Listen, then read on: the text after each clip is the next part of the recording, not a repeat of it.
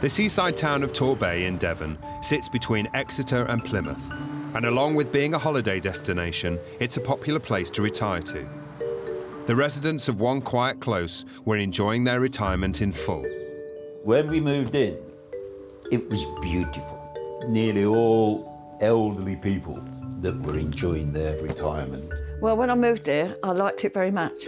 And I thought the people are nice here. When everyone used to come into your house and have cups of tea, and I loved it here. In 1999, Wayne Howard, a local window cleaner, bought a house in the very same cul-de-sac. This is my lovely street. It's a private road. After 13 years contentedly living alone, Wayne married Daisy, who he met online. We're just the bestest friends, and yeah, meant for each other, definitely. After marrying in the Philippines in 2012, Wayne returned to the UK to prepare for Daisy's arrival. But when he got back, he was in for a big surprise. I came out one morning, I was just about to go out in my car for a drive, do some shopping, and I looked here and I noticed from here, all the way up through to the apple tree, was a huge pile of rubbish or black bags. Wayne decided to film the dumped rubbish for evidence to send to the council. Next door's rubbish by the looks of it. Dumped on my front. Absolutely disgusting. Why have they got their outside of my house? Wayne assumed the rubbish was from his next-door neighbour, but he was surprised when he found the person responsible was a new resident.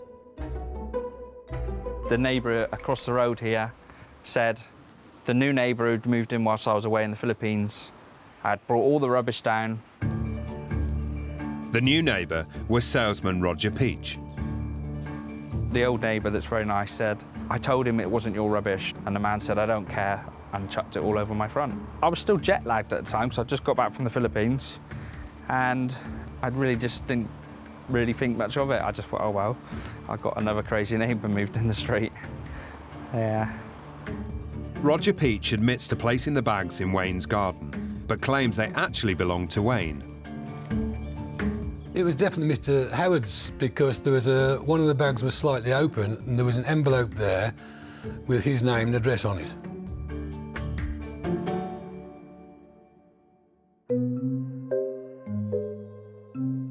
A few weeks later, Wayne and Roger met for the first time. First time I met Mr. Peach, I stopped here. He came out of his house, ran out to me and said, hello, I'm Mr. Peach. I said, hello, I'm Mr. Howard. Shook hands. I forgot about him doing the bins. I thought, let's not cause trouble. I think he came driving past the one day, introduced himself. He seemed a little bit flamboyant. But he seemed a nice enough guy, so we just take people on face value. My first impressions of Mr. Peach was he looked like one of the Craig brothers, like a gangster. I did laugh. The conversation quickly steered towards a communal tree that has stood in the close for 70 years. He said, straight away, I want to cut the tree down. And I said, Mr. Peach, I said, the tree's owned by all of us. He said, yes, I know that. He said, would you not like it cut down? I said, no. He said, well, what if I pay you to cut it down? No, I said, I don't want to cut it down. So you can cut it and trim it. I said, but I'd like the tree left. Mr. Peach recalls this conversation differently. Mr. Howard told me that he would willingly take the tree down for £300. I spoke to Wayne, I asked him about insurance. Mr. Howard said he'd got no insurance. I said to Mr. Howard, no, definitely not. I said, because if something was to happen, I would probably be held responsible. I told him that I was going to get a professional tree surgeon to actually sort the tree out. Wayne says he rang the council after this meeting to try to get a tree preservation order. But one morning, a month later, he awoke to the sound of chainsaws. Hearing the chainsaws, I ring them again and they said, go and tell the man who's cutting it down that you all own the tree and he will stop. Came here, there's a man chopping the branches off up there. And I said, excuse me, mate, you do realise that we all own this tree? And he said, hang on. He came down, he said, I'm ever so sorry. He said, Mr. Peach promised that he'd own the tree and he had lied to him. So the tree surgeon apologised, said, I won't cut any more, I'm sorry about that. According to Wayne, the council came out later that day and put a preservation order on the tree, making it illegal for anyone to work on it. Oh, it means the world to us. It's a lovely tree. The way Mr Howard reacted about the tree, it's not a reaction about the tree, it's a reaction that he actually lost £300 in wages. Be a nice tree house one day, maybe. But you can't harm a leaf on it because it's protected now forever. But he was now more preoccupied planning the arrival of his new wife to what would be their marital home. I was chatting to Daisy on Skype, and because she's never been to England, she said, could you do a video of where you live? I said, OK. I said, I'll do a little video for you. I said, I'm going down to do some shopping. I'll show you the countryside on the way. I then chucked the video camera into the front of the car, and they record both ways, and I thought it was recording outwards, but pure fluke, it was actually facing inwards, which I didn't know at the time. I come to drive down here, and Peachy runs out of his house there, runs straight in front of the car. I put a brake on. He then comes around here, rips the door open, and dives in on top of me. What the hell's the matter with you? He grabbed me. What the hell? This is just so off. He was biting my hand, my finger. Thanks. It was like he was Walking Dead or something, trying to eat me. He looked mad as hell. He looked so mad. And then he was saying something like, have you ever been put in hospital? I'm going to put you in hospital. When was the last time you was put in hospital? I was thinking, oh my God, I'm being attacked by Grandad who wants to put me in hospital. Literally, the car then starts to roll. It gathers speed. As we're going down here and he's wrestling me, his little legs are dangling out, dragging along the road. And then as we get to here, the speed really picks up. It goes straight into the fence. This door then slams on his legs. The gate wedged into the car and crumpled all the front of my car and stopped us dead. What the hell do you think you're doing, mate? That's a shit thing to do, isn't it? Roger Peach admits the attack, but says it wasn't unprovoked. His partner was home alone that day whilst he was at work. She has asked us to protect her identity. Wayne Howard, he came right up to the fence and was filming on his phone or iPad or whatever it was, and grinning like a maniac. And he was filming me, and it was really, really bizarre, and I was scared. As I pulled up outside the house, my wife came to the back door, unlocked the back door. She was in floods of tears. I lost my temper. What the hell's the matter with you? I didn't attack him. I caught him by the scruff of the neck. I did not attack him. I didn't carjack him. That's another lie.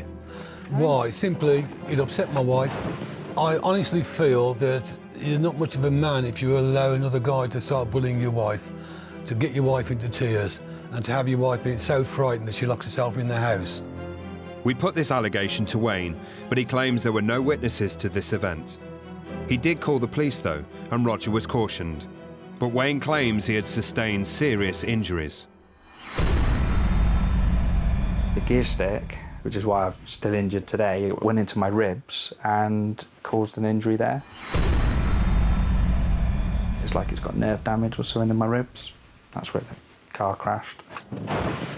Initially, he told everyone he hurt his back on the handbrake. But because the handbrake was off and the car rolled down, it couldn't have been the handbrake. He's now changed his mind. If you care to look at the video, you see the gear stick is over there. His back is nowhere near the gear stick. Right? What the hell do you think you're doing, mate? That's a shit thing to do, isn't it? Wayne claims he was signed off work and he hasn't worked since, but he couldn't let it lie. He decided to post the video of the alleged carjacking on his YouTube channel. Can I have the police, please? We put it on YouTube as a cry for help to try and get the police to act on it. His boss saw him on YouTube as the world's oldest carjacker and sacked him. When was the last time you was put in hospital? That made Mr. Peach extra angry, and he's been trying ever since to get revenge. I wasn't sacked from the job whatsoever.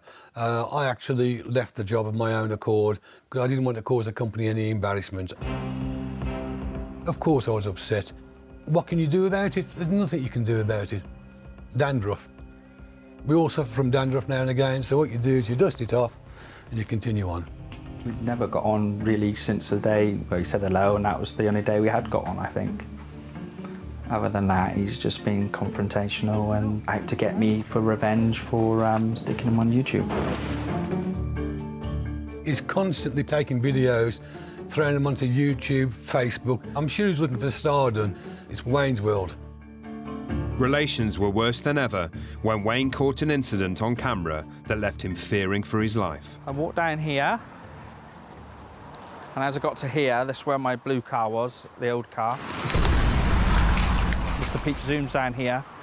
He tried to wedge me between his car and my old car, so I'd be crushed against both cars. I walked down here, and as I get to here, he wheeled spinned here and reversed back onto me to try to run me over a second time. Scary, frightening man. Just tried to run me over then by the looks of it.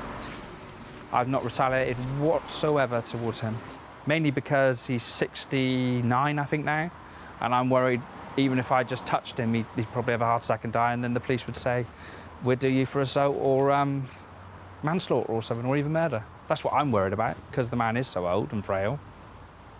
I'm looking at it like maybe he should be locked away in old people's home for his own protection. I cannot believe that he said that I was trying to run him over. I cannot believe it. But the difference between skidding your wheels and driving towards him and trying to run him over and driving at sort of 1.5 miles an hour or whatever it is, the guy's a liar. But Roger was not the only neighbour Wayne had accused of dangerous driving. Every Friday night, at the same time, I go to the chippy and bring fish and chips back, always on the same time every night. He knew this, and he stood in my way as I came back from the chippy to park, and he stood in my way. So he had to get out of the way, and he wouldn't to start with until I started revving my engine, and he just moved out of the way, and I went into my parking space. But he says I tried to run him over, and had the police around, could be threatening to murder him, which was crazy, you know. We put this allegation to Wayne, but he insists that his neighbour did indeed try to run him over. A year after the alleged carjacking, Wayne's wife Daisy and their newborn daughter Paris joined him in Torbay. But Wayne claims his problems just got worse. Certain neighbours have smashed Daisy's window. They've scratched the car. I think someone keyed it along there one night. Dent there. There's a scratch on the back, they did. They smashed the light. I'd never had any car damage ever until my wife Daisy arrived in the UK. Oh, Mr. Peach, why'd you do that? Mr. Howard has made many allegations against many of the neighbours, car windows being broken, backlights being broken. I'm sure he's made many, many, many enemies. Many enemies. Wayne was keen to protect his new family, so he took Neighbourhood CCTV to a whole new level. But there's camera 3 up there, camera 2, camera 1, camera 4 on the side. The 3 here are the main ones. That one's viewing the entrance to the road.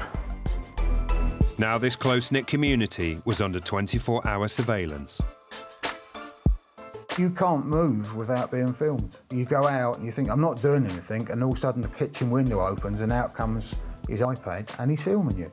If he's not holding the iPad filming you, if she's holding the iPad up filming you, and you think, why? I'm not doing anything, I've just walked out my front door. Well, I knew he had cameras because I went in his house. He took us in for a coffee and I saw the camera pointed at mine. I was disgusted. You could see my windows full on. I've never had anyone do that to me before at all. And I hadn't even properly moved in then when he had his camera on my bungalow. Wayne denies all these allegations and insists his neighbours are a threat. And despite his neighbours' protests, his regime to protect his family knows no bounds. Well, my house is very safe. Before I put the silver foil on the windows, day and night, mainly in the early hours of the morning, Mr. Peach would come out to the windows and be peering through, looking at my sexy wife in her little sexy nightie and being a proper peeping Tom through the windows. That's so far from the truth, it's unbelievable. Again, Mr. Howard has got so many cameras. If myself or anyone else was peeping into his window, he could record it, put it through to the police, and the police would prosecute us. Again, Mr. Howard never comes up with any footage for the police. It's lies. He's the one that's spying on everyone. It's not a peeping Tom, it's a peeping Wayne.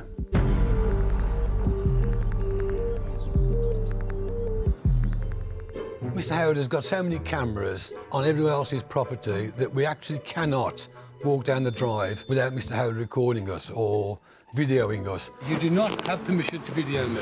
Well, then you shouldn't stand in front of my house. I'll stand behind you then. How's that? Or in front of my house. Wayne's neighbours felt there was only one way to deal with the problem. At the moment, I'm looking into having 2 cameras put up, one on the front of my property and one on the back. I just want cameras up for my own peace of mind. I've got to get some new cameras to go up. It's essential at the moment. It's one of the essential things I've got to do. And Mr. Peach was all too happy to help. He has for years continually videoed people, but since people have actually put CCTVs up all around his property, he can't go outside and frighten them. So for all intents and purposes now, Mr. Howard has made himself a prisoner in his own home. He's only got what he deserves. With the cul-de-sac now under 24-hour surveillance, neighbourly relations could be tense for some time. My relationship with Mr. Peach is non-existent. It's not a relationship, it's like a debtor man. I just stay away from him and he just keeps coming up non-stop. Mr. Howard gets great pleasure in upsetting people. Mr. Howard gets great pleasure in intimidating people. You can get a picture of me and Mr. Peach together. I'm just stuck for words for the guy. Honestly, I'm stuck for words. Don't think he likes me. Who's that?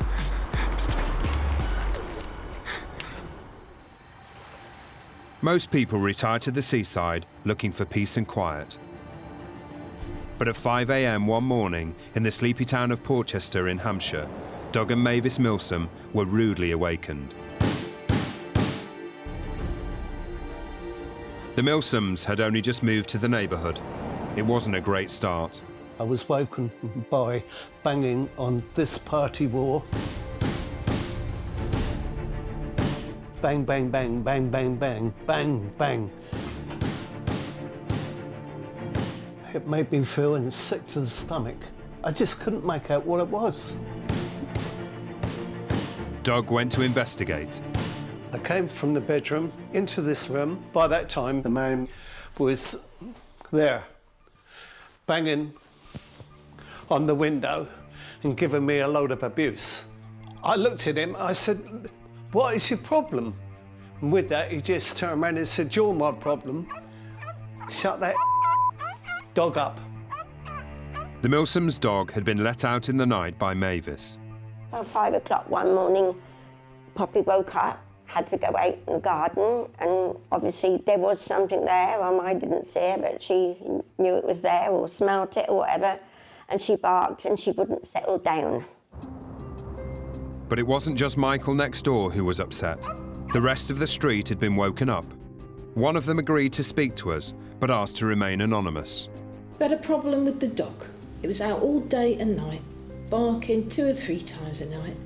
In the middle of the night, 5 o'clock, 6 o'clock in the morning, quite a lot of noise. If you were laying in bed underneath or beside, it's very, very noisy. When you're a person that's got to go to work and you've got children that have got to go to school and they're woken up at 5 o'clock in the morning, I should think it's justified, definitely, to be upset. Michael next door told us that he did ask the Milsoms to keep their dog quiet that night, but their response was far from polite. He must have been pushed to actually react how he reacted to the new neighbours, because he's very placid, easygoing, nice person. The Milsoms, however, were shaken by the whole encounter, and they called the police to report Michael's behaviour. Police, which the police, I can help. The police came along, went and come and see us, then went and see him, and we were then told, don't have no communication with the gentleman whatsoever. But the incident proved to be just the beginning of the Milsoms' troubles. All I want is just a peaceful life. But that's not the way it is at the moment, I'm afraid to say. The Milsoms had moved to the area just weeks before to be nearer to their daughter. Cabbages in the middle. Yeah, Yeah, they've come on well. Something's eaten them. This is our beautiful garden, and that's one of the main reasons that we bought it. I mean, it really is. It's very, very colourful in the spring. It had seemed like the ideal home for them and their Cavalier King Charles Spaniel. Well, we have a dog. Poppy Princess. She has a very long pedigree. But Poppy Princess was not their only pet. They had a mini menagerie. We love birds. Consequently, we've got an aviary in the garden. We have a parrot. And we've got a cockatiel. Called George. We can't understand his language, but he will talk to you. Come and have a tickle. Come on, come and have a tickle. Come on. We love most animals. There's only probably... We don't like cats. I don't like cats. But then, I don't think you could pet them very well. The Milsoms and their animals were becoming notorious on the street. It was chaos when they moved in. They've got a cockatoo and it squawks, which is a loud squawking, continuous. I can hear it in my house. Despite a bad start, the Milsoms forged ahead with settling into their new home. First on the list was a complete renovation. When we had the flue liner done, there was 2, 3, 4, 5 tiles broken. The gentleman next door turned around and said, your lads have broken the tiles on the roof. I said, no trouble, I should get them to come back and repair them. They were here within 2 days, repaired them. I seen the gentleman when they'd done it. I said to him, excuse me, I'm just letting you know that I've had the tiles repaired. Don't talk to me, you're not allowed to talk to me. You'll be in dead trouble with the police. And it just kicked off again. We thought we were being reasonable, but we didn't understand. I don't know, I haven't a clue what the problems are.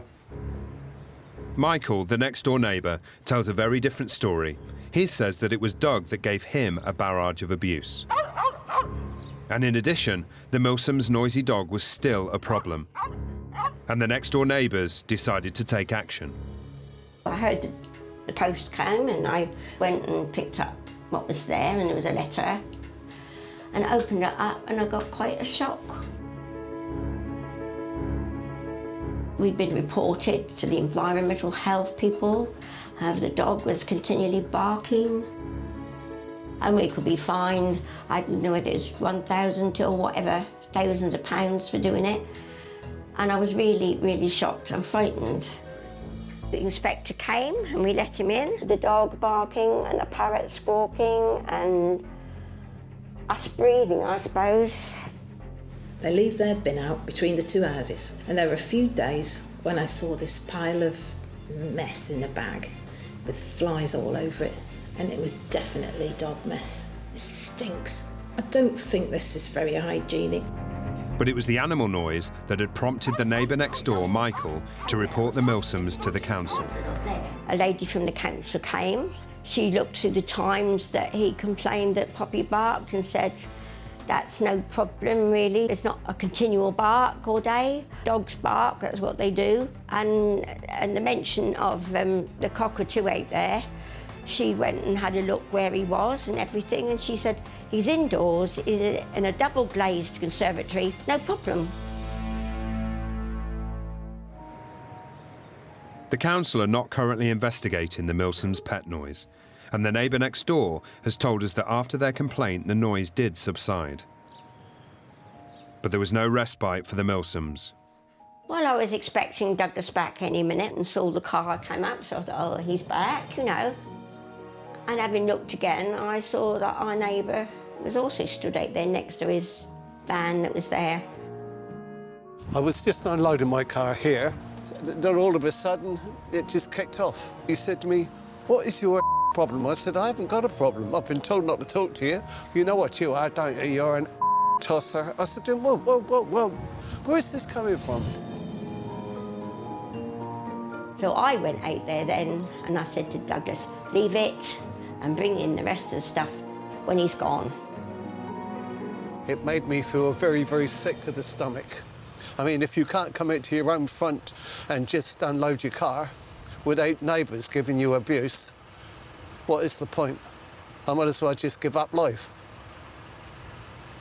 But the next-door neighbour has an entirely different version of events. He claims that Doug was staring at him, and when he asked what the problem was, he received a barrage of abuse. Whoever was to blame, the Milsoms were feeling the strain. It's been very difficult. He is annoying me, feel a bit threatened sometimes. Really, really did affect me. It made me so uptight. I didn't know where I was coming or going. He just gets himself all wound up, and I'm worried that he might have a stroke or heart attack or something like that. If I didn't have to go out, I wouldn't go out. The man has literally made my life pure hell. The Milsoms felt victimised, but complaints about them and their pets kept on coming. Douglas and I came back from the market one day and coming into the door found a card on the mat from the RSPCA. I called today, 13th of the 10th, after the RSPCA received a call regarding a bird with feather loss at this address. Please contact me. Thank you.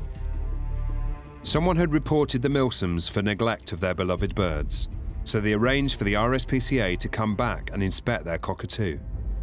And he said, no, he's all right, he's got a nice cage, he's, you know, he's fed, he's whatever, and you talk to him. So we said, well, what happens now? And he said, nothing. The RSPCA haven't divulged who phoned them, but the Milsoms had their suspicions. How did anybody know he'd pulled his feathers out on his chest? And I said, well, it must be next door.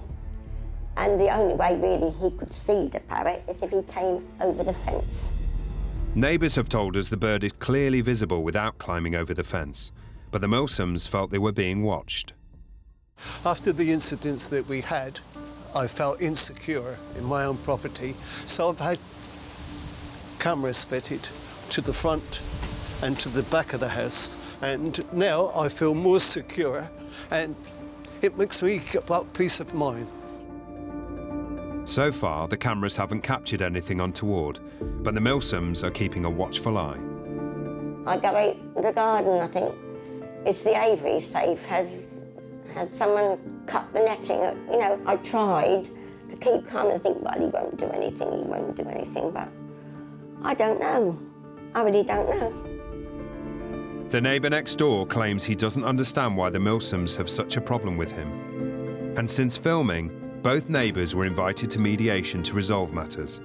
It didn't take long before Mavis walked out, soon followed by Doug. The once peaceful street remains on a knife edge. My actual opinion of my neighbours, I would say Mavis pampers to her pets. And what's his name? Doug's a dickhead. In the quiet Suffolk village of Little Waldingfield, one man has unwittingly become notorious.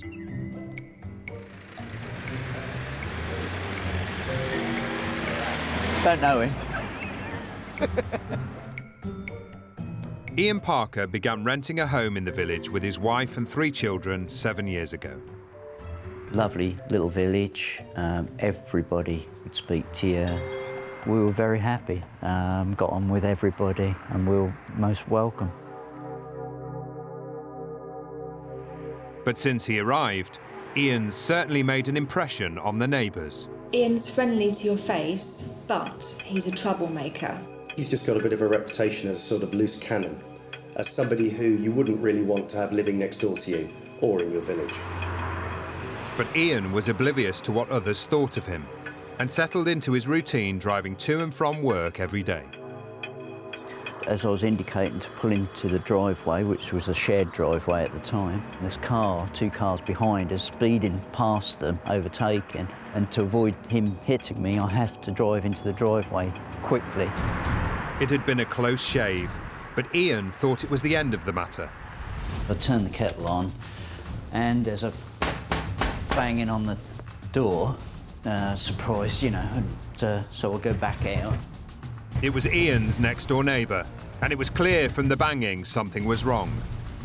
I open the door, and he barges in, and he gets his hands and pushes me back really violently, and I fall to the floor.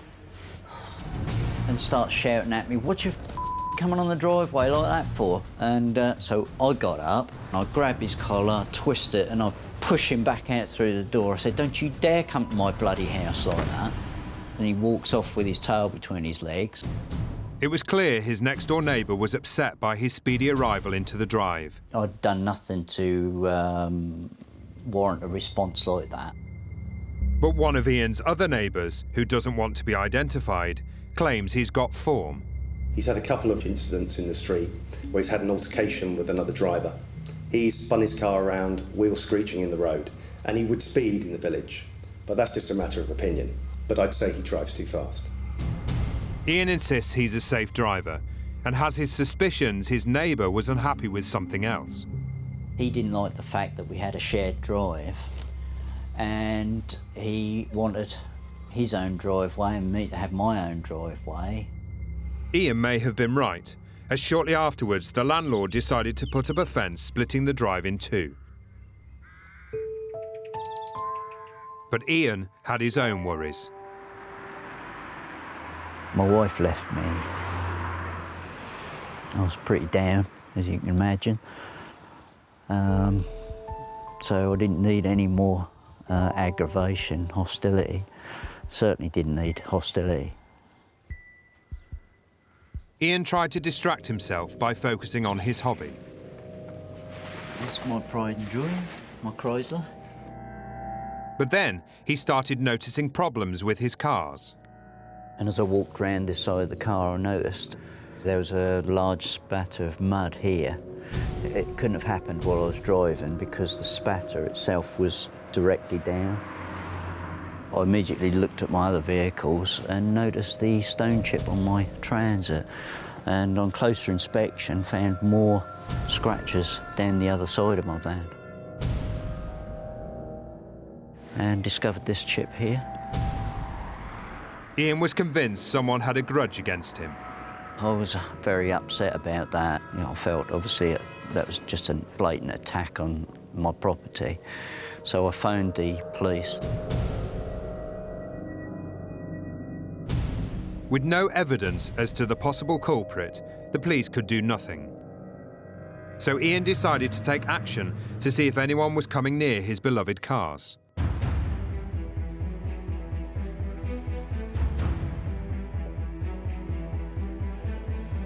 I installed cameras front and back of the house. Ian soon became a one-man surveillance machine. I bought a torch cam, visible clip-on cameras, a tie cam, several button cams. So all my cars have car cams in. Probably spent about £500 to £700. I thought, well, I'm going to have to get evidence. I started to find screws strewn across in front of me van and my cars. In my back garden, I found broken glass. However, Ian wasn't able to find any evidence on his CCTV footage. And then I started doing some maintenance on my van and cut my hand on the fence. Started bleeding straight away, profusely. That was when I noticed the screws protruding through the wood that hadn't been there previously.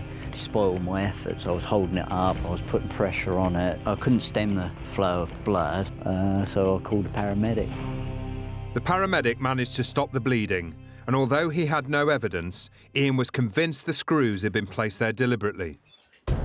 Ian checked his CCTV again and again and again, but there was no footage of anything untoward happening on his driveway. Then, one day, the cameras captured something. It was Ian himself with a friend working on his classic car. I received a letter from the council. It said that there'd been complaints about excessive smoke pollution and excessive revving of car engines for over an hour and a half at a time. I started my car. Obviously, it's trying to burn off excessive brake fluid in the carburetors. And of course, consequently, you get white smoke. You could see clearly my friend and I thought it was, humorous. Ian was convinced he'd done nothing wrong, so he invited an environmental health officer round to view the footage. And, we had a nice chat, and I said, well, for starters, as a classic car, I will not rev the engine in a classic car. He viewed the footage, and he asked me, he said, is this the only time this happened? And I said, yeah. And he recorded it as just a tad over 20 minutes. The council took no action, but warned Ian that if the complaints continued, then he would be monitored. But it wasn't just engine noise that was bothering the neighbours. A lot of heavy bass is played, mainly in his car. He'll have the windows open and it'll be blaring full pelt. It's like you get the boom, boom, boom, boom, boom, that sort of music. You can hear it sort of down the road from where he lives. It is very loud, and it's done to upset one neighbour in particularly. And it wasn't just the close neighbours who were affected. He's been a nuisance to several of his neighbours, playing loud, heavy metal music out of his house with the windows open at all hours. Ian's landlord soon heard about the neighbourly disputes. I wouldn't want him as a direct neighbour for the aggro that he gives the people around him, the noise, the intimidation. It must be a nightmare living next door to somebody like that. Following complaints, Ian received a warning that if problems continued, he could be evicted. Unfortunately, my landlord, he's not given me benefit of the doubt. Basically sided with my neighbours. But Ian started to get really worried when attention seemed to turn to his parents, whose house was nearby. I was unloading my shopping from the back of my car, putting it in the porch, and they stopped and leaned on me little gate, cursing at me. And they moved into me big gate, and again gave me verbal abuse, shaking a fist, giving me the sign, and I just don't understand why. Really unsettled my father. I ended up taking him to the police station where he made a very emotional statement, and the police were extremely concerned that now that these people were now targeting my family. The police spoke to the culprits about the incident, but no action was taken. A few days later, Keith claims they became the target of more than just nasty words. Came out to get in my car, and lying down here was a bag of dog poo that had been thrown at me dining room windows. The police were informed again, and I cleared the mess up, and that's it. Nothing more heard about it. So many times I'd had the police say it was your word against theirs, and I thought, well, they're going to trip up at some point. I was travelling from my parents' house about 1.5 miles up the road. There was a car travelling behind Ian's. They were really up close behind me, tailgating, so I was very cautious. And coming up to the roundabout, I noticed that he was indicating left to go towards Colchester, but as I turned to go to Sudbury, he'd suddenly turned and overtook the other side of the bollard, and he cut in front of me.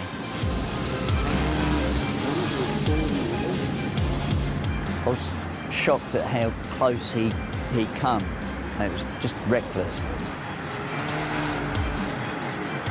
It was an act of aggression. I think it just shows that he's caught up in some personal hatred. But when Ian showed his video to the police, they decided not to investigate the incident. One of Ian's neighbours, however, insists Ian has always been the problem. There was one evening when I was watching television, and over the sound of the television, I heard the screeching of tyres, and a vehicle obviously was spinning around in the street. Looked out the window and saw that Ian had driven his vehicle at speed and lost control and ran through a neighbour's fence. Ian admits that he backed into his neighbour's fence, but says it was an accident and he paid for the damage. He insists his neighbours will look for any reason to complain about him. But by May 2014, Ian had been trying to gather evidence that he was not the aggressor when he spotted the neighbour next door over the fence. So I was out in my back garden and I just happened to glance in the corner of my eye. I caught him with his camcorder, so I carefully turned on my button cam. You're filming me. You're filming me. Bully. Bullies. And I walk into the house to phone the police. Yeah, police, I think. I'm being intimidated by my neighbours. Following a police visit, both Ian and his next-door neighbour agreed not to approach or make any contact with each other. But for Ian's landlord, the problems had gone on long enough. In summer of 2014, it all came to a head, and unfortunately I was forcibly evicted from my home. Ian refused to be driven out of the village completely, so now lives with his parents round the corner. But for them, the nightmare is ongoing. It's happened on 8 occasions in the last 11 months that we've been abused. And the last occasion, they called Rita and me. And, we haven't done anything to provoke them into doing what they're doing. I just don't understand why it's still carrying on.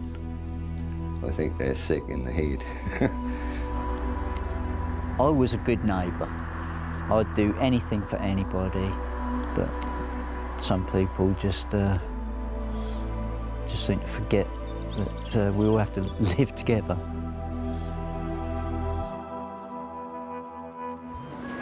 A few miles off the coast of Devon is an idyllic, picturesque town. But a beautiful town doesn't always come with perfect neighbours. This is Latin for "don't let the bastards get you down." That describes my situation to a T. Jackie has lived in the area her whole life. And 8 years ago, she moved into a new home with her partner and 2 daughters.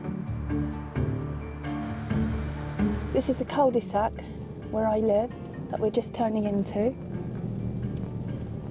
And then my house is just in the corner behind that fence down the walkway. And that's where I used to park. Oh, so tempting to keep going and demolish them. Jackie's home was a hideaway, set back below the cul-de-sac on steep land, and only reached via a long walkway. The minute I saw the house, I fell in love with it. I just thought, I love this house. And I was so happy when I got it. And, you know, for ages, I just look out the window thinking, oh my God, how the hell did I get up here? It's like one of the nicest houses that I've ever lived in, because we've lived in a few, but this is the first ever one that we've actually owned, and it was just really nice. It wasn't just Jackie and her daughters who would benefit from the move to the family's dream home. About 15 years ago, I started fostering, and at the moment I'm focusing on just supported living for 16 to 18-year-olds, mainly lads. Even growing up, it was always a busy house, and whenever I had friends over, we'd always say, welcome to the madhouse. I didn't mind at all. I quite liked it. It was having extra brothers and sisters. I enjoy my job, and I consider that I always go the extra mile for these children. The teens who moved in had often come from troubled backgrounds, and Jackie hoped this house could be a more peaceful home. I get into my car one morning and there's a note on my car telling me that I can't park here. So I thought, whoa, what on earth is all that about? Because I had paperwork saying that I own these 2 parking spaces. The note was signed with the house number where Jackie's new neighbours, Janice, and her Detective Chief Inspector husband, Nicholas, lived. Still under the impression she was entitled to the spaces, Jackie continued to park in them. This is from the estate agent, and it says that there are 2 allocated parking spaces at the top of the deck walkway. Jackie claims she found more notes on her car. But things only started to make sense to Jackie after an awkward encounter with Janice.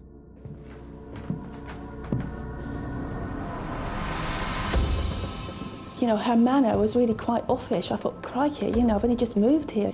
And she was really quite, well, frosty with me, shall we say. And we had a bit of a disagreement about it. I bought the house in good faith with 2 parking spaces. But neighbour Janice had some bad news for Jackie. She eventually came down with paperwork from the land registry saying that it was hers. Afterwards, I just thought, well, I can't argue with what's on their land registry, so I just never parked there again. Accepting that the spaces belonged to her neighbour, Jackie now had a problem. There was 4 of us here with cars, so I parked 2 at the top of the walkway, and then the other 2 were parked on the slope, on the entrance coming in. They've got to realise Jackie has to park somewhere. Jackie's was the only house in the cul-de-sac with no allocated parking space. And even though parking wasn't allowed anywhere else in the close, for the next few years, Jackie and her family felt they had no other option. We used to be able to park all the way down here where these plant pots are. And they decided to put the plant pots there because somebody decided that a fire engine might not be able to get down. I think the pots have been there just to make my life difficult. But late one night, it became clear to Jackie that it might not just be about parking. And I was walking home with my boyfriend at the time. We'd been to the social club with my foster child. On the way home, the foster boy went on ahead of me. I was in bed and I heard banging at the door, like hammering at the door. And I was petrified. I didn't want to move because I was like, who was that at the door? And I could hear all this commotion going on down by my front door. Jackie's 17-year-old foster son, who we can't name for legal reasons, and neighbour Nicholas were in the middle of a heated exchange. And then I heard the foster child and I flew out of bed, ran down the stairs.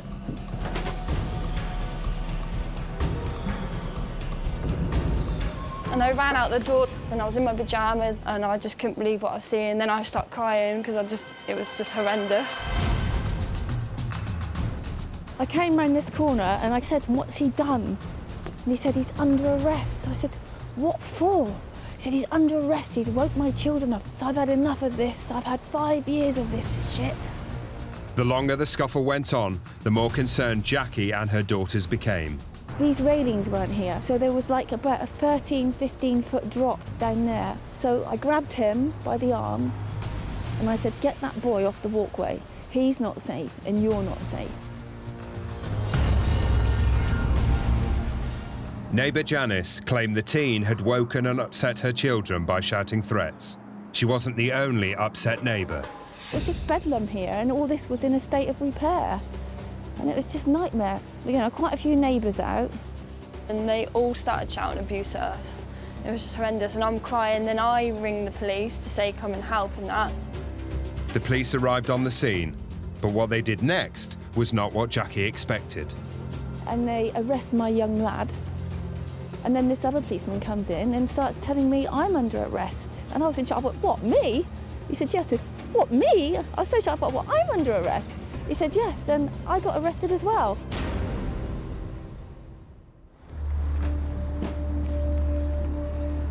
Jackie and her foster son were arrested on suspicion of assault, occasioning actual bodily harm on a police officer. Jackie's foster son was also arrested for a Section 5 public order offence. And I was put in a police cell, which is quite awful for somebody that's only ever had a parking ticket. Couldn't believe it when I knew my mum was locked up. Didn't know what was going to happen because I've never known my mum to ever be locked up or be in trouble. After spending the night in a police cell, Jackie was released without charge, but was still on police bail. After 18 hours, I was let out and I was said to him, is my boy still here? And they said yes. I said, well, I'll wait for him. And they said, no, he's not going home with you. The 17-year-old had made his home with Jackie for 3 months. But even though he too was released, he wasn't coming back with her. When we found out that he couldn't stay here no longer because of the incident, and it was actually really sad to see him go. It definitely wasn't fair. I mean, this was his home, and he liked it here. He got on with my girls, he got on with me, and he was a pleasure to look after. All because an off-duty policeman decided to act like the sheriff and put himself on duty.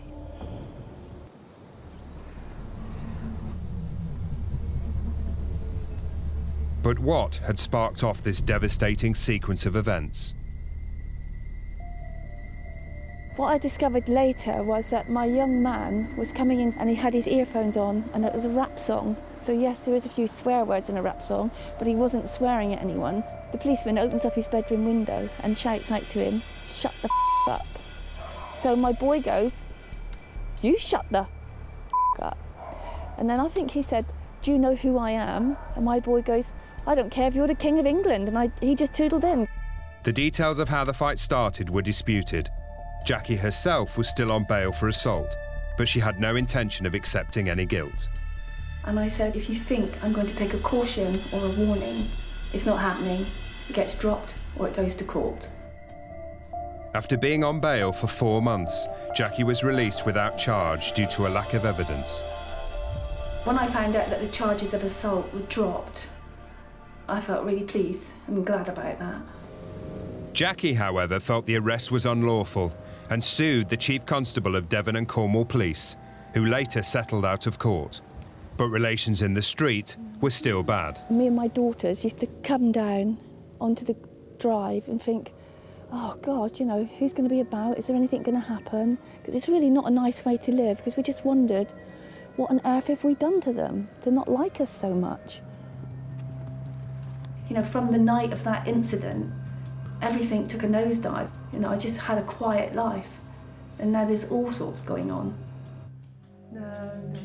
But life in Jackie's household was going from bad to worse, and it seemed they were becoming increasingly unpopular in the area. There was a knock at the door, and there was 2 policemen there, and I let them in. He got out his pieces of paper and saying that I was doing dangerous driving and scaring the children, which I was not. They said that there was proof, and I said, "How's there proof of me doing dangerous driving?" Jackie's other daughter, Lauren, was also facing accusations. The police accused me of wheel spinning in the neighbourhood and driving my car at little children, which I wouldn't do that. If my children were wheel spinning, surely they would have had pictures of tyre marks on the road or something. Nothing. Lauren and Robin were given warnings for antisocial behaviour. The family knew it wasn't policeman Nicholas making complaints to the police. They had no idea who it was. But it wasn't just the girls who felt they were being targeted. Yeah, so that's the letter that came. And it was saying antisocial behaviour for me. And I thought, what? With an arrest for assault and a warning for antisocial behaviour behind her, Jackie's livelihood as a supported lodgings host was now seriously under threat. It's very important for me to have a clean CRB for the work that I do, and that it shows up that I have no criminal record and that I'm fine for working with these young, vulnerable people that I work with. And when she received her file from the Criminal Records Bureau, she couldn't believe what she saw. To my horror, plastered all over my CRB is a level 2 antisocial behaviour, which is a nonsense. It goes on about everything about antisocial behaviour being reported by neighbours concerning vehicles used in an antisocial manner and reports of intimidation towards neighbours. Neighbour Janice told us youths lodging at Jackie's would swear in the street and cause damage late at night. Jackie denies this, and after 6 months, her record was wiped. I'm now very thankful that my CRB is absolutely clean as a whistle, as it always has been in the past. Jackie tried to get on with her life as normal, but trouble soon found her when she encountered another of her neighbours. I was coming home one night, and when I got down here, I started to reverse into my space. The free space, which was not owned by Jackie, was next to one of her neighbours' cars. And it was a bit tight, and all of a sudden I could hear shouting at me. Whoa, whoa, stopped immediately. You stupid bitch, you need to learn to drive. And he was talking to me here. He said, you nearly hit my car, but I never hit it. You know, yes, I was close, but I never hit it. Having already been accused of antisocial behaviour, Jackie got straight on the phone. So I went down and created a log of antisocial behaviour to Devon and Cornwall Police immediately. The next morning, my phone goes really early, and I answer it, and it's a high-ranking policeman saying, oh, hello, Jackie, how are you? Just to let you know that after you made that log last night, they rang in after you to say that you hurt his hip. I went, oh my God, they need to get a life. I said, I didn't hurt anybody's hip. He had plenty of room to run through the gap and to start verbally abusing me. Children's home. So now, because of that, it becomes a road traffic accident. I said, well, it's not a road, there's no traffic. I said, there's been no accident, nobody's gone to hospital, nothing. It got sent off to Crown Hill, and it come back, no further action. But for Jackie, it seemed like a peaceful life in Devon was looking more and more unlikely. Now it seems like I'm public enemy number one. And 8 years on, Jackie feels like there is no escaping it. If you look just up there, there's a camera up there, and that camera covers anybody walking down this walkway that leads to my house. So it made me feel quite intimidated, because I thought, oh my God, you know, I'm being watched. It's like being in Big Brother. And it wasn't long before Jackie's daughter Lauren made an appearance on a neighbour's CCTV camera. I was coming up the walkway from my house and my boyfriend was waiting in the car, and I looked up at the window to see a shadow, like a person, and I said, oh look, they're up there again. But just a few days later, her gesture would return to haunt her. The police sent a letter to say come into the station, and that I'd been harassing the neighbours by doing horrible gestures like sticking my fingers up. But I wasn't. The CCTV was eventually found to be inconclusive, and the police took no action. It's just over the top, really, the amount of CCTV camera that's there for that small space. But it would appear that it wasn't just the CCTV keeping watch. It's just about to leave now, and he's just coming up. There he is, so I don't know why he's been here or what.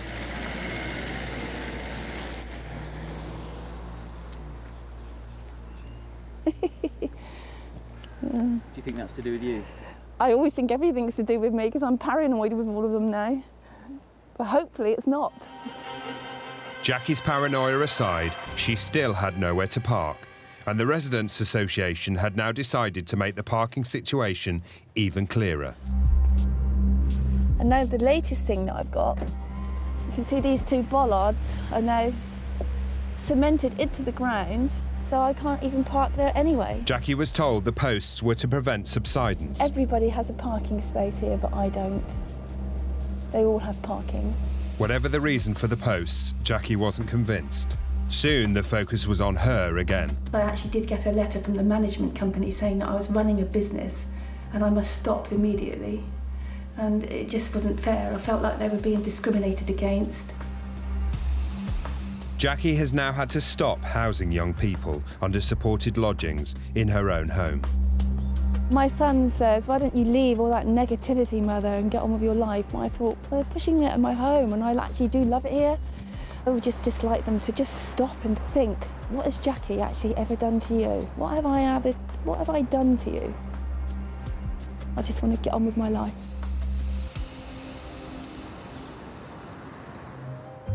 Many people dream of retiring to the suburbs for peace and quiet. Some residents of this street were hoping for just that, but it's not what they got. It's hard living here because every time you come out of your house, he's there. Every time you go to your car, he's there. He was a bully, and he bullied everybody he possibly could.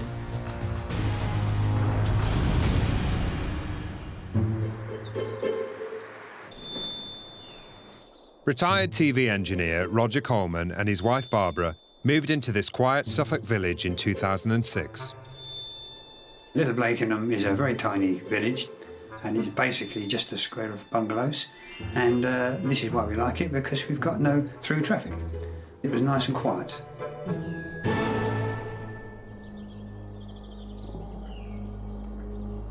But little did they know, the village was in the middle of a conflict that had been raging for years. And at the centre of it all was 71-year-old Michael Keane, who'd lived there for 25 years. The previous owners came back to see us and said, you know, how are you doing? How are you settling down? And we said, fine. And then he actually warned me, whatever you do, don't have anything to do with Mr. Keane. He's trouble. Other neighbours began to tell us that over the years he had been antisocial to other neighbours in our small community. So from that on, we were very wary of him. For 15 years, Jane Hervey and her family had lived 3 doors down from Michael Keane. She claims to have had trouble with him since day one. He sees us coming and then comes out and shouts abuse over the fence at us.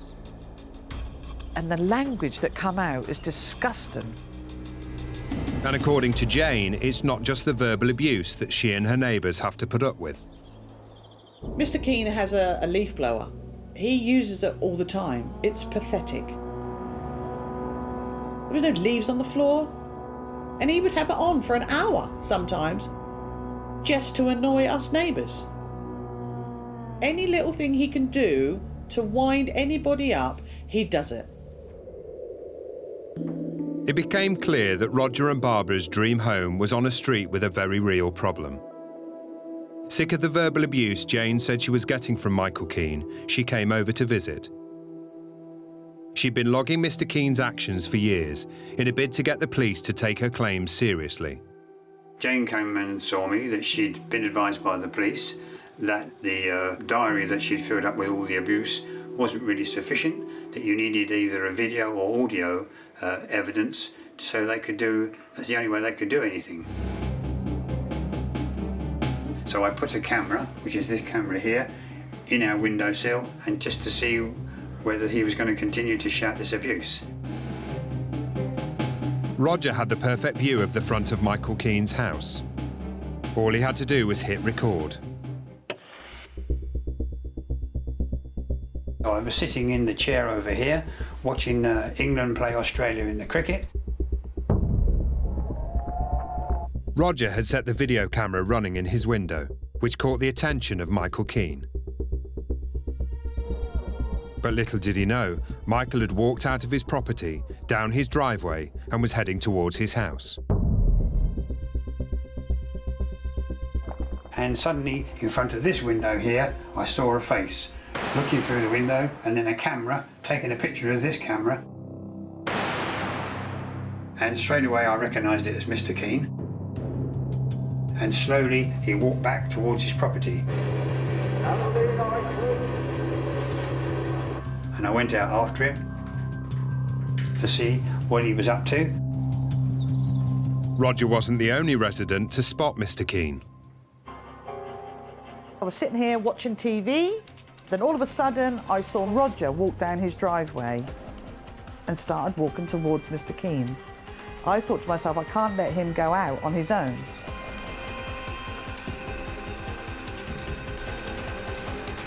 All of a sudden, Mr. Keane started walking towards the road. I walked towards him, so did Jane. And as we all walked towards him, he went backwards as fast as he could. Jane got there first. I walked towards him, he came towards me. And then he says, egg me on to come to his driveway. Come on in front of my driveway. I followed him on his driveway and I was telling him, just leave us alone. What is your problem? Just leave us alone. But what happened next wasn't what anyone could have imagined.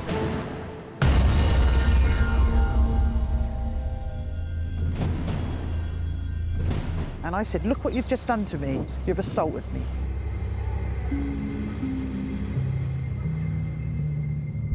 And she's still saying, when are you going to stop all this abuse? Bang, get off my property, hit her again.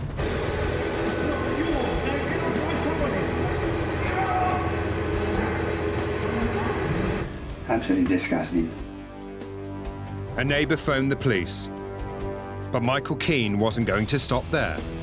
I'm shouting out to Jane, come on, don't go anywhere near him, come away. You've got 2 witnesses, he's hit you, that's good enough. Then his wife came out, telling me to get off her property. Bang, hit her again. How she managed to stay on her feet, I don't know.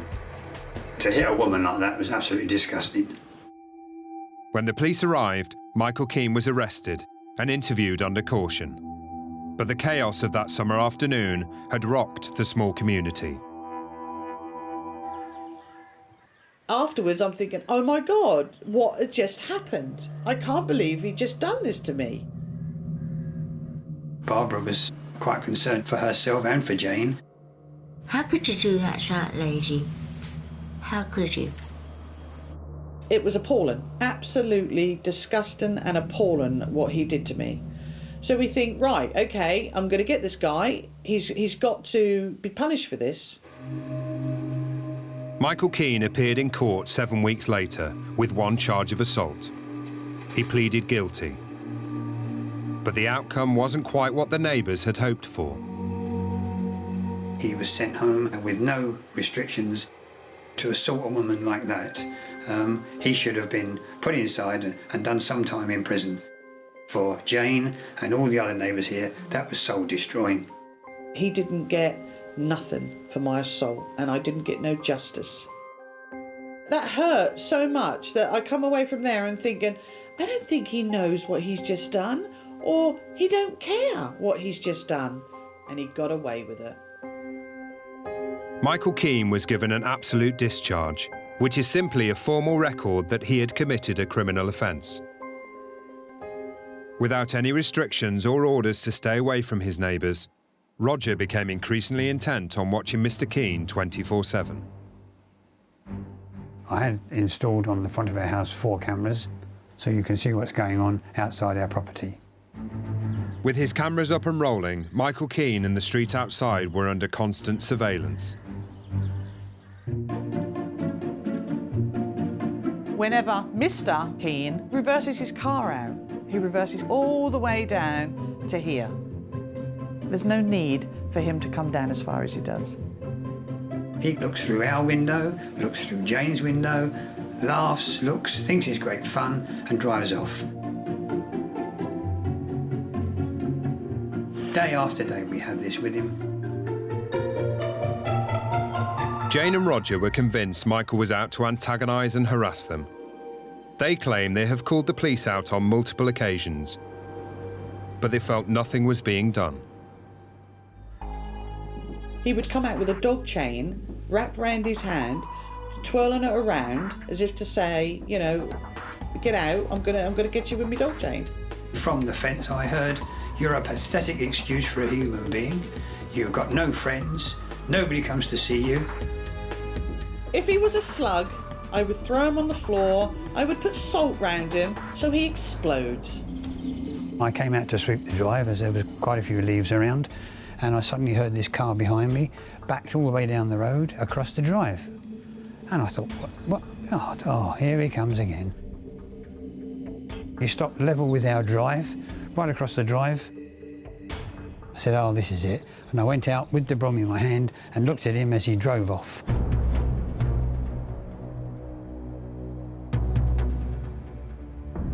But Michael Keane saw things a little differently.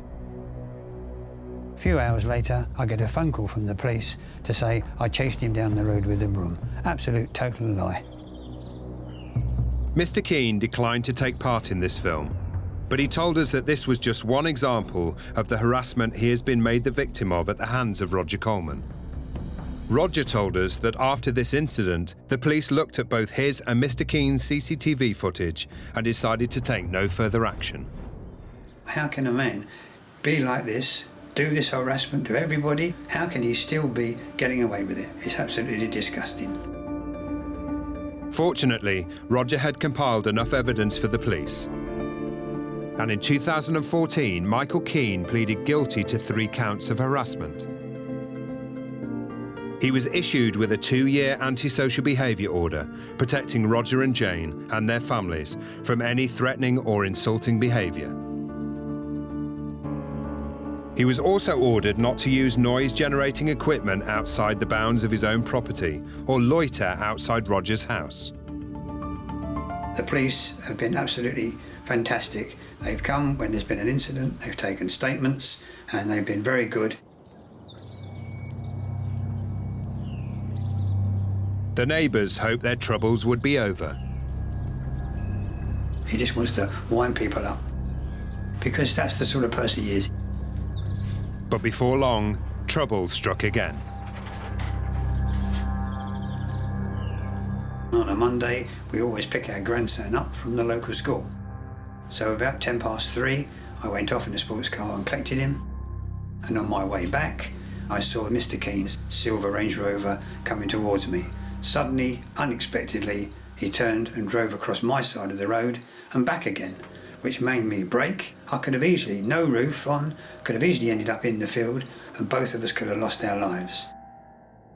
When I got home, I phoned 101 and reported the incident. After listening to Roger's complaint about Mr. Keane's driving, more police officers arrived to speak to him. As soon as I saw the 2 police cars arrive, I thought I'd come out and have a look and see what was going on. When I got to here, I looked round the corner and I saw the 3 police officers knocking on his door. After that, I went inside and watched it on the CCTV. The police were about to see Michael Keane's explosive behaviour firsthand. I saw him bring Mr. Keane out onto the drive.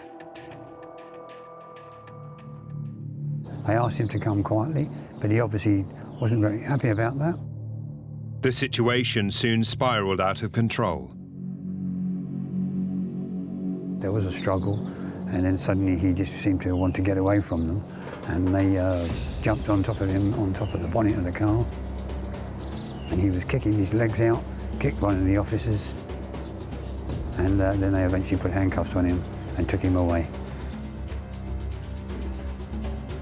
Michael Keane factually disputes all his neighbours' allegations and insists his neighbours are in fact picking on him. He picks on everybody.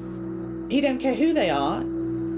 He's got away with it for so long. All we want to do is to live in this neighbourhood peacefully, quietly and happily, and we can't do that with him in the corner. Although Roger's alleged road rage incident wasn't actioned, Michael Keane was charged with assaulting a police sergeant before being released on bail. According to the neighbours, though, things didn't calm down. He made comments and sang strange songs at them. It's not nice to listen to, it's pathetic. It's not in tune, it's nothing.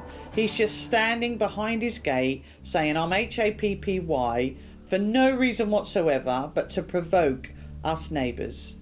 He's a stupid, stupid old man. Every time we come home, he's there watching us on his camera. We get out of our car, take shopping to our house. He's constantly there shouting out abuse at us.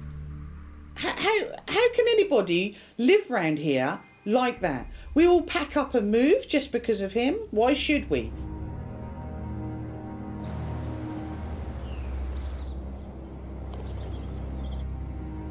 Roger and Jane held their breath as Michael Keane appeared in court facing charges of resisting a police sergeant and assaulting a police sergeant.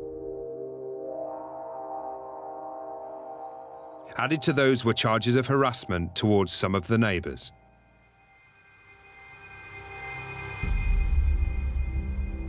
Michael Keane pleaded not guilty to all charges, but was found guilty on all counts. He was sent home with an £820 fine. He got away with everything he did. He should have been punished. And I don't think he's ever going to stop harassing us neighbours until he's dead. Michael Keane, however, claims that Jane and Roger have lied and that he and his wife have endured nearly 2 years of harassment from them. I'm on edge all the time when I'm out there because I think he's going to come out, he's going to start, and someone's going to do something. And that is exactly what he wants us to do. Barbara's health has deteriorated, not sleeping all that well. It's all part of the problem of having him as a neighbour. He makes life misery for people here, and all we want is a quiet life. We like the little village. No, we're all going to stay. If anybody moves, it will be him, and we're staying here. And that's it as far as I'm concerned. Michael Keane maintains that he and his wife are the victims of their neighbours' harassment. The residents of this quiet street continue to live uncomfortably, side by side.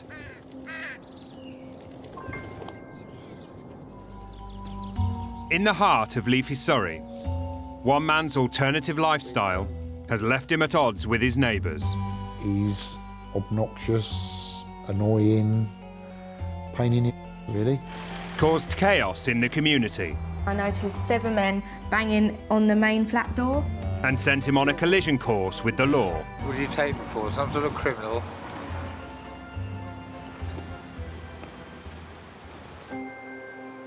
"40-year-old security guard John Liddicoat has lived on the edge of historic Guildford in a quiet housing estate for 15 years. I seem to get on well with most of my neighbours. I keep myself to myself. I have my son stay half terms and he likes coming to stay with me here, play football. Yeah, it's quite a nice area. But 1 year after moving in, John got a new neighbour when Jonathan Falkus moved into the flat directly below. This is a nice council estate, quite green. It's far enough out of town to discourage the complete idiots from dropping in. It wasn't long before John Liddicoat met his new neighbour for the first time. I'd taken a couple of days off to do some decorating. I was in here painting the wall at the time. And then all of a sudden I heard all this shouting and swearing going on from outside. So I went to have a look what was going on. I looked out this window here. Jonathan was outside with this guy. They were arguing and shouting. There was all clothes all thrown all over the area. And I thought Jonathan was going to hit him. According to Jonathan, the man he was arguing with was his flatmate at the time. After staying with us for a year, a Polish ex-army man went a bit berserk on us and drilled us like a drill sergeant, which we didn't appreciate much, and neither did the neighbours. So I had to throw him out. John Liddicoat then got a surprise visit. There was a knock on the door. Jonathan was there. He seemed all casual. He apologised for the noise and he said, but I'm your neighbour, Jonathan, we haven't really met. Do you fancy coming down for a drink and we can get to know each other a bit better? But I declined his offer. Jonathan Falkus had certainly started to make an impression on his new neighbourhood. I got this place as a result of being homeless and penniless for a while. It's a one-bedroom flat. It's very nice to have, however, it's not what I was brought up with. I was brought up in the Victorian wing of a Georgian mansion in Seal. We had open-top touring cars, au pairs, and 3 of us started at prep school until my family ran out of money. I got dumped into grammar school, which was great. I did no further work, whatever. A few months later, their paths crossed again. As I was going into my flat, one of my neighbours from over there came out and she said, while I was away, Jonathan had smashed my window. And I thought, what's he done that for? So I was really angry. When I got to the top of the stairs, I could see that this window here had been smashed. I went into my flat and the first thing I saw that my dog had been sick everywhere, where it was frightened. I thought Jonathan has done this. By this time I was really off with him. I wanted to confront him. John went to confront Jonathan, but he wasn't home. At this point, I did feel really wound up with Jonathan, and if he would have been in, I probably would have punched him. John called the police. There's no actual proof it was Jonathan, but the police said we can't prove it's Jonathan, but we are 99.9% sure it was him. At the time, Jonathan denied anything to do with it. Yes, I did break John Liddicoat's window. He's admitted it? Oh, I'm quite surprised he has admitted it. I've been listening to his dog barking all day long for months. The dog obviously wants to be let out. John wouldn't let me walk the dog, so I went to the door, assessed the situation, and kicked this panel in. Let the dog out. The dog came out, stopped barking, and a lovely time running around the neighbourhood for a while, until somebody brought it back to him. Well, it's only a pane of glass that's easily mended. What's more important is how you look after your dog. Possibly my dog was barking, but I think that's just an excuse Jonathan's used to break into my flat. Council probably mended the glass for him free of charge. For the next few years, the two men had a frosty relationship, but all was calm on the estate.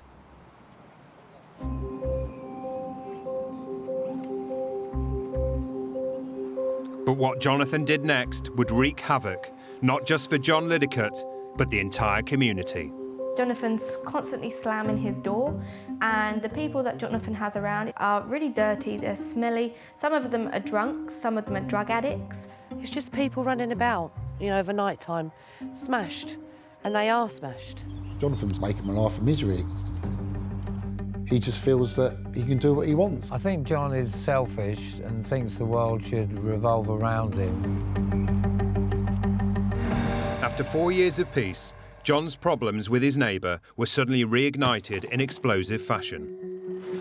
I was sitting in this chair watching the TV. All of a sudden, I heard a load of banging, smashing, noises coming from downstairs. It sounded like a load of stuff was getting broken. So I got up and I went down to Jonathan's flat to see what was going on. So I walked up to the windows. I noticed this one here was slightly ajar, so I pulled the window open. I looked inside, I saw one of Jonathan's friends, and I said, "What's all the noise?" And he said, "Oh, Jonathan has totally smashed his own flat up." I couldn't believe he'd done it to his own flat. Baffled by the situation, John went straight back to his flat to call the police. At this stage, I thought Jonathan was acting quite dangerously, really, you know, to smash his own flat up. He was starting to act sort of quite violent. The police spoke to Jonathan about the incident, but decided not to pursue a criminal case. I mean, if you smash somebody else's flat up, which I have done, then that's a criminal offence. But smashing up your own place is just averagely stupid. It's not criminal, I wouldn't have said. Jonathan's erratic behaviour was affecting all of his neighbours. In September 2014, he got new neighbours when 19-year-old Rhea Mitchell and her dog Razor moved in next door. The community seemed really nice. Everyone in the flat's really friendly and welcoming. I get on well with all the neighbours except Jonathan. He just has no respect for his neighbours. He is so disruptive and he just doesn't care at all about anyone else but himself. Shortly after moving in, Rhea started to notice that her new neighbour's lifestyle was a little different to her own. I heard these really loud bangings outside the flats. I was really freaked out, and as I didn't know where it was coming from, so I looked out the window and I noticed 7 men banging on the main flat door. One had a Staffordshire Bull Terrier. It was really aggressive. It was barking and growling, and then I went to bed because I didn't want to get involved. Over the next 6 months, Rhea says the number of visitors to Jonathan's flat steadily increased, and residents all over the block were growing suspicious of why it suddenly seemed so popular.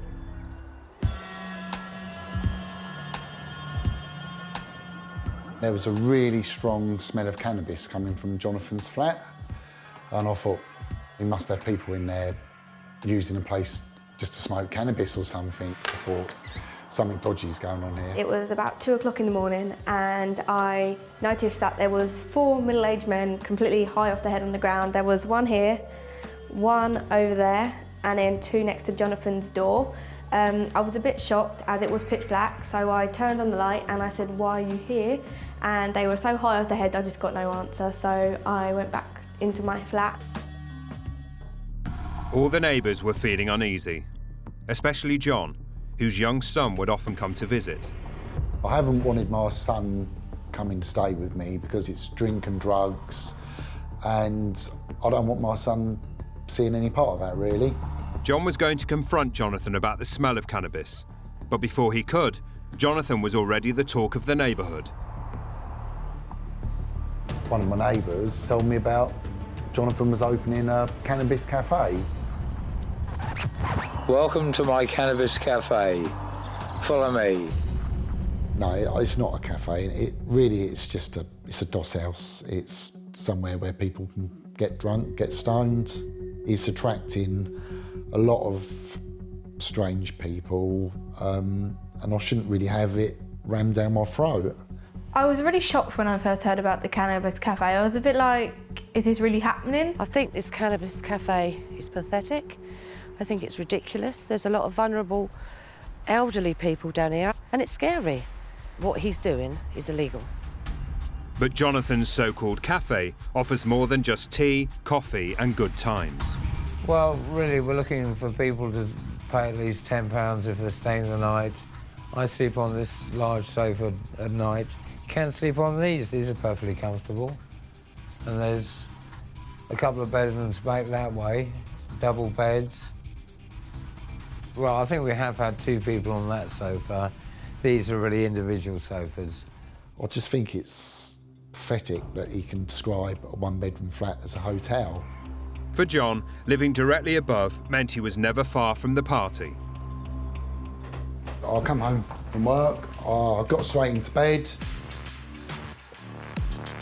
and within about 15 or 20 minutes, they put the music on. I tried to get to sleep for about, I don't know, maybe 2 hours. I came up to this window, I pulled the window open. I said to Jonathan, you and your mates have just kept me awake again. I've just done a night shift, I've had no sleep. It's 7 o'clock in the morning, you've been playing your music. And he did apologise to me, but I thought he was actually just taking the piss out of me. I don't think we played particularly loud music. We played nice melodic music, Taylor Swift, Beyonce, Rihanna. Well, I think Taylor Swift is a sensational artist. You know, anybody would enjoy listening to her music. John Liddicoat reported Jonathan to the council. The council warned him that he was in breach of his tenancy agreement, and if he continued trying to run an illegal business from home, he would be evicted. When the council told me that I had to stop running the Cannabis Cafe, I asserted an alternative viewpoint on the situation. It's my life. It's just as much my planet as anyone else's. I can do what I like just as much as anyone else can. Now, 2 months later, Jonathan's neighbours have had enough and have joined forces and hatched a plan to get the drugs off the estate. Me and John started a petition. We now have 179 supporters. I want Jonathan to get rehoused. I don't want to see him on the street and I don't want to see him homeless, but he just cannot be in this block of flats if he is intent on running a cannabis cafe. But Jonathan has more than a community petition to worry about. A fortnight after their first visit, the police were back again. The police took a bit of an interest in my cannabis cafe and hotel and decided to charge me with intent to supply a Class B drug, namely cannabis, about a joint's worth. I don't see how they can do that for a joint's worth. That's personal consumption. Within days, Jonathan was arrested and released on bail. And police told him that he wasn't allowed any visitors to his flat for any reason whatsoever. And while we were filming on the estate,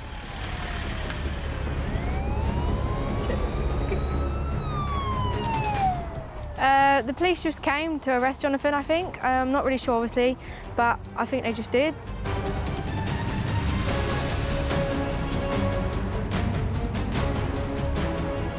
He might be in one of the meat wagons, I'm not really sure yet. I'm a bit happy in a way, because it might be ending. Or his reign of terror might be ending. The police are just going around our local neighbourhood, giving out leaflets. Shall I go over there and ask? Can I please have a leaflet? What's a leaflet? They're closing the property. If you see anyone entering the property, please call 999 immediately. Between now and the 12th of June 2015, only the owner and tenant can lawfully remain at this property. If you see anyone entering the property, please call 999. He won't care. Jonathan doesn't care at all when the police come. He likes the attention, I think. The cannabis cafe is now closed for good. In June 2015, Jonathan was forced to stop opening his flat to the general public to smoke cannabis. But he is still facing a charge of intent to supply a Class B drug. No, I'm perfectly calm. I don't anticipate any problems. The outcome was that I've been bailed to appear at Guildford Magistrates on the 16th of July at 10 in the morning, where I'll plead guilty to charge of intent to supply cannabis.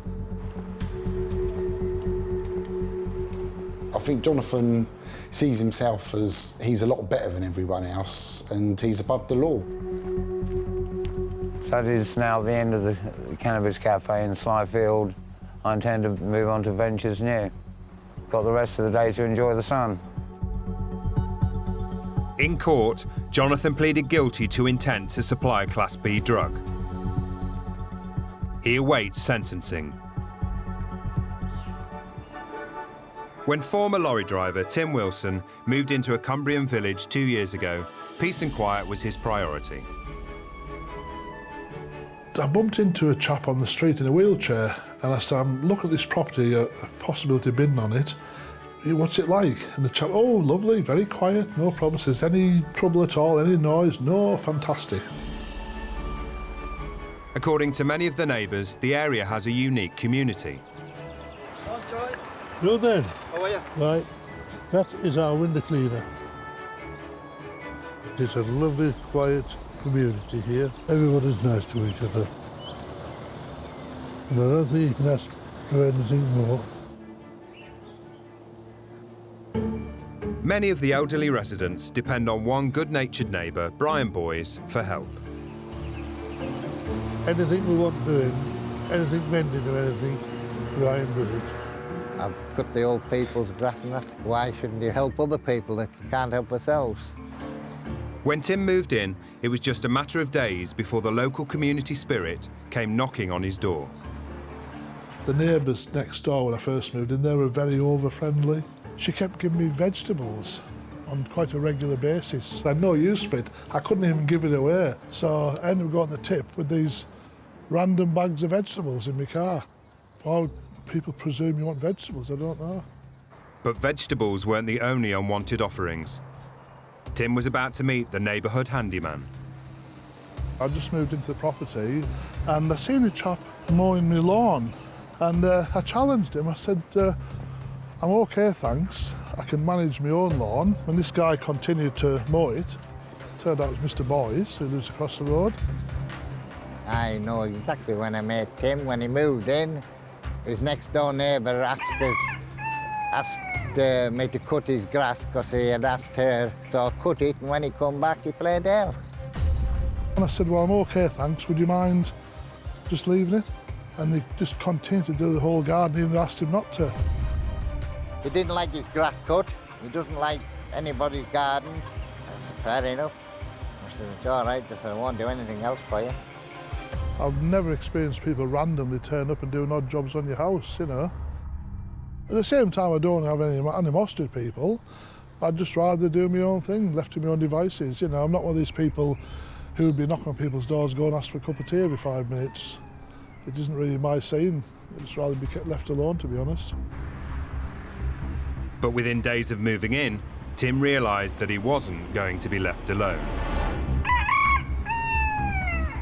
Sitting here one afternoon, minding my own business quite quietly, and I heard a cockroach screech out the window outside. I thought, what's that? So I opened the curtains, and I looked outside. There was a cockerel on the lawn. I thought, well, that's unusual. A cockerel it kept on screeching. I looked again, and I noticed other birds as well. And I was absolutely gobsmacked. I thought, what? In an urban built-up area, what on earth is that all about? Tim discovered that the birds belonged to none other than Mr. Boys. Every day they're released from his aviary across the road so they can wander the local area. We've heard the story the eagle has landed. This is the cockerels and the hens have landed straight ahead there with the high fence. That's Mr. Boy's, the birdman's house. And obviously by the proximity of the birds, that's where they actually begin their daily journey to trouble the neighbours, if you like. Feeding time at the zoo. In fact, Brian Boys runs a sanctuary for unwanted birds. He owns around 70 birds of at least 10 different species. When people bring me birds that they don't want, I won't turn them away. I've got parrots, canaries, budgies, finches, golden pheasants, white doves, bantam doves. I love them, they're brilliant. I've been married 3 times, and women have cost me a fortune. So I thought I would get a bird that maybe wouldn't cost me a fortune, so that's how it all started. Come on. And Brian is not the only one who loves his birds. The birds are a part of this community. They're not doing any harm to anybody. In fact, they give a lot of pleasure to a lot of people. But for Tim, the birds are a day-long nuisance. And there's a hen in my garage.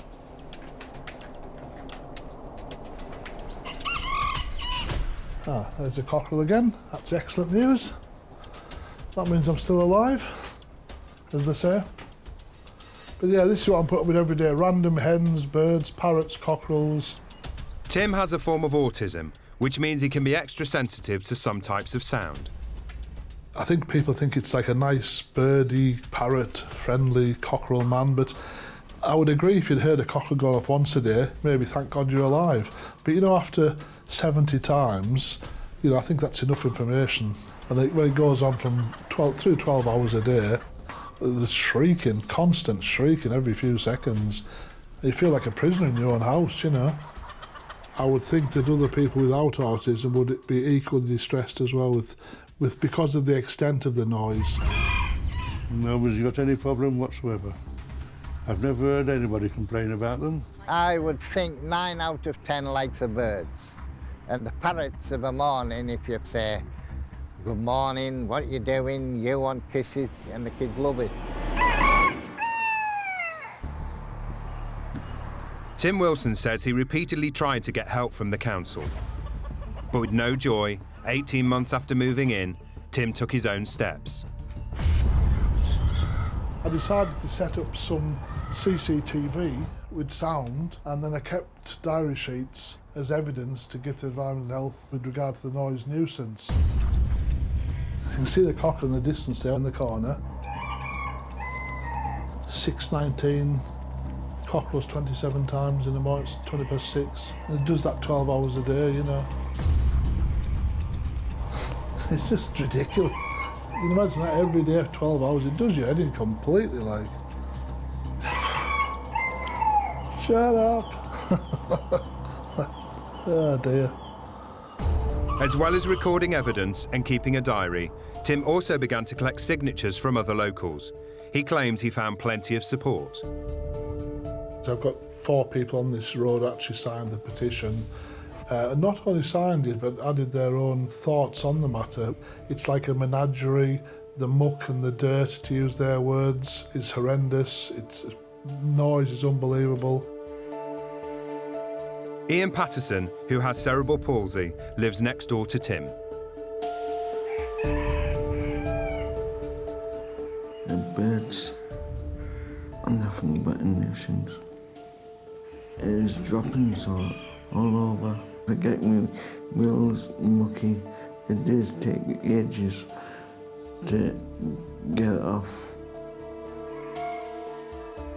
Chickens in the driveway and actually coming into the house, the yard, the droppings, cleaning his wheelchair, and obviously it's on his hands as well sometimes, you know, catching the wheels. And I'm spending more time cleaning up, that sort of thing. That time is taken away from Ian. I could make a list up and sign everybody's name on it, couldn't I? School kids could sign it, and anybody they want. Tim Wilson was now on a mission to get rid of the birds. 20 months after moving in, he served a court summons on Brian Boys. But he'd begun to suspect his other next-door neighbours might be making his bird problems worse. This is my garden here, and her garden would begin to the other side of those bushes. I looked through the window and I seen her hurling bread out like that. Or I say bread or some sort of foodstuffs out of a bag, and it was like a biblical epic. She was throwing as though there was no tomorrow. Also opened the garage doors and she was asking getting the cockles to go through from the front to her garden as well as a shortcut. It's kind of like a bit of a Pied Piper figure, to be honest. It was now the turn of Tim's next-door neighbour to be reported to the council. And all of a sudden, I heard like a rat-tat-tat at the door quite aggressively, and the next-door neighbour was there, and she was talking so fast and loud. It'd be fair to say she was more or less shouting, sort of spitting, if you like, in temper. And she said, "People like you, and you've reported me." And I actually said to her, quite calmly, I said, "Would you mind to leave my property straight away and get off the drive?" Which she did. Tim Wilson was convinced that his neighbours were encouraging the birds by feeding them, so he now decided to use his CCTV to film them in their garden. But there was something getting in the way. I looked out my back window, and I looked to the right. I saw this huge fence had been placed there. I'd like to do a double take. So then, I was a bit shocked. I returned to the house, and I thought, I've got the CCTV on there, so what I'll do is I'll check my DVR. So at this stage, you've got Mr. Boys, the birdman, if you like, across the road. And then in the corner there's hard to see the neighbour from next door, she was in the background as well. We asked Tim's next-door neighbours to comment. They told us they erected the fence to protect their privacy because Tim's cameras on their garden caused them distress.